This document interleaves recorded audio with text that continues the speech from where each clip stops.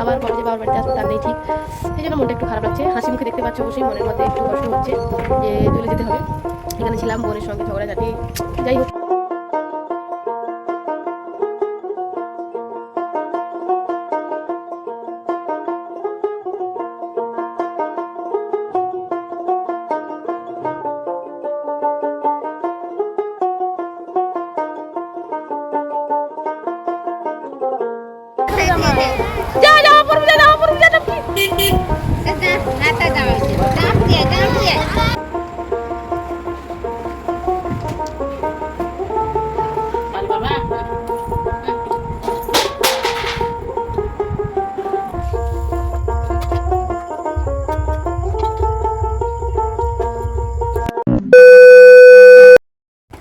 Hello বন্ধুরা, good morning. তোমরা সবাই কেমন আছো? আশা করছি তোমরা সবাই ভালো আছো, সুস্থ আছো, আর আমরাও ভালো আছি।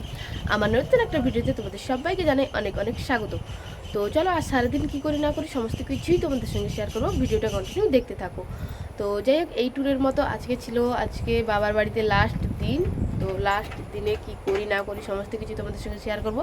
বিকালবেলা যাব বাবার বাড়ি থেকে শ্বশুর বাড়িতে, মানে মা কিন্তু ছাড়তে যাবে অবশ্যই, একা কিন্তু বাবার বাড়ি থেকে পাঠাবে না, শ্বশুর বাড়িতে তো একা পাঠাতোই না, জোরে মারে কিন্তু পাঠিয়েছে।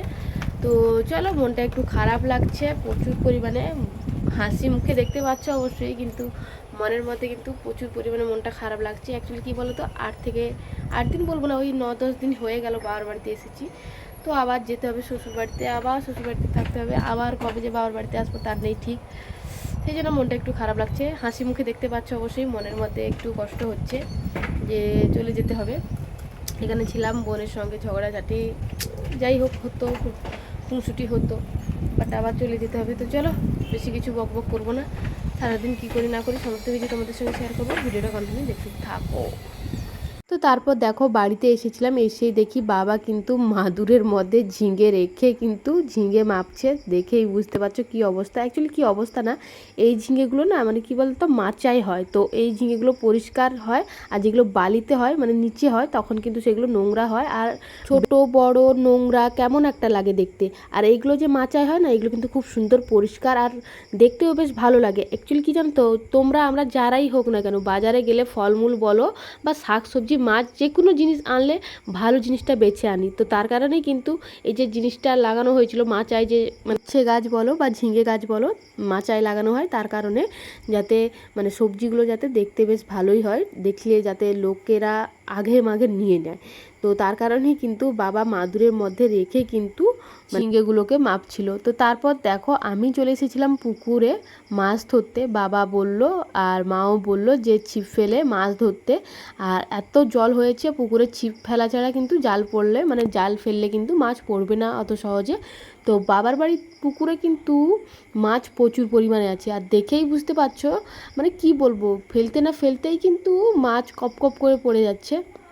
আর মাছ ধরার একটাই কারণ, আজকে কিন্তু জিরার ঝোল রান্না হবে, এই যে দেখতেই পাচ্ছ, খুবই ভালো লাগছিল ধরতে। অ্যাকচুয়ালি জানো তো, মাছ ধরতে বসলে মাছ যদি না পড়ে তাহলে কিন্তু বোরিং লাগে, আর ভালোও লাগে না মাছ ধরতে। মাছ যদি না পড়ে তাহলে মানে মাছ ধরতেও ভালো লাগে না। তো আজকে জিরার ঝোল একটাই কারণে হবে, কালকে না একটু পার্কের দিকে ঘুরতে গেছিলাম আর কি। তো ওইখানে ফুচকা খেয়ে সবারই পেট খারাপ, সবারই পেট কাটছে, আর পেটটা প্রচুর পরিমাণে খারাপ। তো মা বলল যে একটু জিরার ঝোল রান্না করে দেবো, তুই মাছ ধরে নিয়ে আয়। এদিকে দেখো, মাছ ধরতে গেছিলাম, তো হঠাৎই বৃষ্টি পড়লো, বৃষ্টি পড়াতে কিন্তু এইদিকে দেখো আমি একটা রিলস ভিডিও বানিয়েছিলাম। আর এই নাচটা দেখে কিন্তু তোমরা অবশ্যই বুঝতে পারছো অনেকে যে কি গানের নাচ, অবশ্যই তোমরা কমেন্টে জানিও। তারপর দেখো, স্নান টান করে নিয়েছিলাম, মানে ভিজে গেছিলাম বলে কিন্তু স্নানটা আমি তাড়াতাড়ি করে নিয়েছিলাম। তারপর বেলা দিয়ে রান্নাবান্না কমপ্লিট হওয়ার পর কিন্তু বসে গেছিলাম খেতে। আজকে কিন্তু মা করেছিল মাছের ভাজা আর মাছের জিরার ঝোল, সিম্পল রান্না করেছিল, কারণ বাড়ি যাব, যদি পেটটা খারাপ হয়, বাড়ি যাওয়ার পথে যে অবস্থাটা খারাপ হবে, তো তার কারণেই কিন্তু আজকে জিরার ঝোল আর সিম্পল মাছের ভাজা করেছিল মা, আর কোনো কিছুই করেনি। এতে দেখো, ভাইও কিন্তু আসতে একটু লেট করেছে, আর ওর হয়তো যাওয়ার মন নেই বাড়িতে, তো তার কারণেই হয়তো দেরি করে খাচ্ছে। আর সত্যি কথা বলতে গেলে আমারও কিন্তু যাওয়ার মন নেই, আর মনটা প্রচুর পরিমাণে খারাপ লাগছিল সেই ট্যুরেতে বাবার সঙ্গে বোনের সঙ্গে এই শেষ খাওয়া আমার, মানে শেষবারের মতো খাওয়া। তো খাওয়া দাওয়া কমপ্লিট করার পর না অনেকক্ষণ বসেছিলাম, মানে আড্ডা দিচ্ছিলাম একটু। আমি একা একাই আড্ডা দিচ্ছিলাম, ফোন দেখছিলাম আর আড্ডা দিচ্ছিলাম, একা একাই মানে কাজকর্ম করছিলাম আর কি। তো তারপর দেখো আমি চলে এসেছিলাম ব্যাগগুলোকে গোছাতে, কারণ দেরি হয়ে গেলে কিন্তু মানে আমাদের ওইখানে না মানে ভবানী চক থেকে যেতে না প্রচুর পরিমাণে অসুবিধা হয়। ওইখানে অটো টোটো কোনো কিছুই পাওয়া যায় না, মানে ভবানী চক থেকে যে আমি বাড়ি যাব ওইখানে একটু প্রবলেম হয়। তো তার কারণে কিন্তু জামা কাপড়গুলো তাড়াতাড়ি করে গুছিয়ে নিচ্ছি যাতে একটু তাড়াতাড়ি বেরোতে পারি। আর সত্যি কথা বলতে গেলে জামা কাপড় গোছানোর সময় এতটা পরিমাণে মন খারাপ লাগছিল, কেন জানি না, কোনো বারে এতটা হয়তো মন খারাপ হয় না, এবার দেখছিলাম একটু বেশি করেই মনটা খারাপ লাগছিল আর কি। কী করব বলো, যেতে তো হবে, মন খারাপ করলে তো আর কোনো কিছু হবে না। তো আমি ওই ব্লাউজ আর ওই শাড়িটা বের করে রেখেছি, ওইটা পরে যাব। আর যেগুলো টুকিটাকি গয়নাগাটি ছিল ওইগুলোকেই কিন্তু আমি গুছিয়ে নিয়েছিলাম। আর এই দিকে দেখো ফাইনালি আমরা কিন্তু 4টার দিকে বেরিয়ে পড়েছি। আর এই যে আমাকে ছাড়তে যাবে এখন আমার মা। আর এই যে দেখতেই পাচ্ছ দিশাসোনাকেও রেডি করিয়ে দিয়েছি, একটা সাদা রঙের গেঞ্জি আর তার সঙ্গে নিচে প্যান্ট একটা পরিয়ে দিয়েছিলাম, সেরকম পরাইনি কারণ গরমের মধ্যে না। তো এইদিকে দেখো মা কিন্তু রেডি, আমরা সবাই রেডি, এখন অপেক্ষা করছি টোটোর জন্য আর কি। অটো হোক টোটো হোক যাই হোক, মানে একটা এলে ওর মধ্যে উঠে যাব। আর আজকে কিন্তু ছিল উল্টো রথ আর কি, মানে যবে বাড়ি যাচ্ছিলাম তবে ছিল উল্টো রথ। আরও তো মনটা খারাপ লাগছিল, মানে রথের দিন এসেছিলাম আবার উল্টো রথের দিন বাড়ি চলে যেতে হচ্ছে।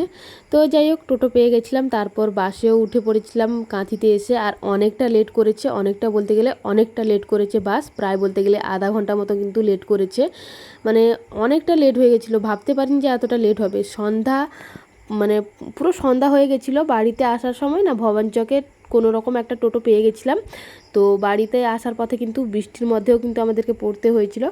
ফাইনালি বাড়িতে চলে এসেছিলাম। আর এসেই অবস্থাটা দেখো আমার ভাইয়ের অবস্থা, ভাই কিন্তু এখনও পর্যন্ত বাড়ি যায়নি। সোজা কিন্তু ওকে আমার বাড়িতে নিয়ে এসেছিলাম, কারণ কিছু জিনিস দেওয়ার আছে ওকে, তো তার কারণে কিন্তু ভাইকে সোজা আমার বাড়িতে নিয়ে চলে এসেছিলাম। আর আমার বাড়ির অবস্থা মানে রুমের অবস্থা দেখে তো আমার অবস্থা একদমই খারাপ হয়ে গেছে। তো তারপর এদিকে দেখো দেখলাম মা যে কাঁকড়া নিয়ে এসেছিলো না, মানে আমার বাবার বাড়ি থেকে যে কাঁকড়াটা দিয়ে পাঠিয়েছিল, মা কিন্তু একটা হাঁড়ির মধ্যে ঢেলে দিচ্ছিলো যাতে কাঁকড়াগুলো মরে না যায়। আর অনেকক্ষণ মানে পলির মধ্যে ছিল, তো তার কারণে কিন্তু কাঁকড়াগুলোকে বড় একটা হাঁড়ির মধ্যে ঢেলে দিয়েছিল। এই যে দেখো বাড়ি চলে এসেছি, আর এসেই কিন্তু ফ্রেশ হয়ে গেছি, শাড়িটা চেঞ্জ করে নিয়েছি, আর মাও কিন্তু শাড়িটা চেঞ্জ করে নিয়েছে। দেখ প্রচুর গরম লাগছিল, আর ভবানী চকের মধ্যে কিন্তু প্রচুর পরিমাণে বৃষ্টি হচ্ছিল। আর এদিকে এসে দেখি বৃষ্টি এক ফোঁটাও পড়েনি, মানে রাস্তাঘাট পুরো শুকনো, পুরো রাস্তায় কিন্তু মানে। তো ফ্রেশ ট্রেশ তো হয়ে গেছিলাম। তারপর এদিকে দেখলাম শাশুড়ি মা কিন্তু সবার জন্য মুগলাই বানিয়েছিল, মানে মা আসবে বলে কিন্তু টিফিনে কিন্তু মুগলাই বানিয়েছিল। তো মুগলাই নিয়েছিলাম, দুটো মিষ্টি নিয়েছিলাম আর একটু সস নিয়ে কিন্তু আমি মা কিন্তু একসঙ্গে মিলে বসে গেছিলাম খেতে। আর দিশাসোনা এইদিকে দেখো বদমাইশি করছিল, ও একটা কিসের জেদ করছিল আর কি, তো আমি ভুলে গেছি। তো ওকে ওটা না দেওয়াতে কিন্তু ও কেমন করছিল দেখো, খাটের মধ্যে কিন্তু বদমাইশি করছিল, আর মা আর আমি মিলে বসে বসে খাচ্ছিলাম। আর দিশাসোনা কিন্তু এখন প্রচুর পরিমাণে বদমাশ হয়ে গেছে আর কি, বদমাইশি করছিল আর কি। তো ওকে আমি বলছিলাম যে আমি সবাইকে কিন্তু বলে দেবো তুই যে বদমাইশি করিস। আর ও না এখন দেখি মানে কোনো জিনিস নিয়ে না ক্যামেরা যদি চালু করি তো ও বলবে এই যে দেখো পেঁয়াজ কাটছি আলু কাটছি, ওই রকমভাবে মানে এতটা পাকা হয়ে গেছে, মানে বলার ভাষা নেই। মানে কি বলবো, প্রচুর পরিমাণে আমার একবার না হাসিও পায় যে আজ থেকে মেয়ে এতটা ডেসপারেট হয়ে গেছে আর কি, সমস্ত কিছু বলতে পেরে গেছে। মানে কি বলতো, আমরা যে অ্যাকচুয়ালি কি জানো তো, বড়দের কাছ থেকে ছোটরাই কিন্তু শেখে আর কি। আমরা যেই ভিডিও করি বলে কিন্তু ও শিখে, মানে দেখে দেখে কিন্তু শিখে নিয়েছে। আর শেষে যেটা করলো দেখেই তো বুঝতে পেরেছো, থালাটা এক লাথিতে কিন্তু পুরো নিচে ফেলে দিয়েছে, মিষ্টি থেকে শুরু করে মুগলাই থেকে শুরু করে সস থেকে সমস্ত কিছু পড়ে গেছিলো।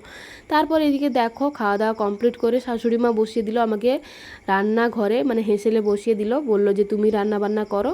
তো যাই হোক রান্নাবান্না যে এই যে দেখতেই পাচ্ছ, মাছের ঝোল করেছিলাম, আলু কুঁদলি ভাজা করেছিলাম, ডিমের ভাজা করেছিলাম আর ঢ্যাঁড়স ভাজা করেছিলাম আর কি। সেরকম কিন্তু রান্নাবান্না সত্যি কথা বলতে গেলে করিনি সেরকম, মানে বেশি ধরনের রান্নাবান্না করিনি, ওই হালকা পাতলার উপরেই কিন্তু করেছি। আর আমার কিন্তু রান্নাবান্না সমস্ত কিছুই কমপ্লিট। তো চলো আজকের ভিডিওটা এই পর্যন্তই।